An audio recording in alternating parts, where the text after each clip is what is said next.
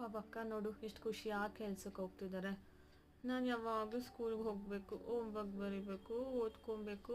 Miss ಬೈತಾರೆ, ಮನೇಲೂ ಬೈತಾರೆ. ಸ್ಕೂಲಲ್ಲೂ ಓದ್ಕೊಬೇಕು, ಮನೇಲೂ ಓದ್ಕೊಬೇಕು, ಜೊತೆಗೆ ಎಕ್ಸಾಮ್ ಟೆನ್ಷನ್ ಬೇರೆ. ಇಷ್ಟೆಲ್ಲ ಸಾಲದು ಅಂತ ನಮ್ಮ ಪಿ ಟಿ ಸರ್ ಬೇರೆ ನಮ್ಮ ಕೈಲಿ ಎಕ್ಸಸೈಸ್ ಎಲ್ಲ ಮಾಡಿಸ್ತಾರೆ.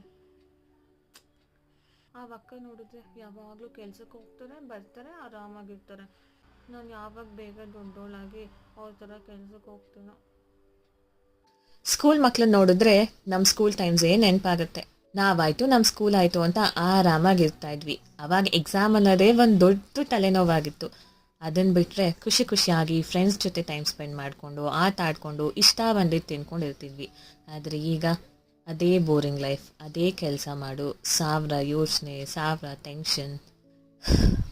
School life is always the best life.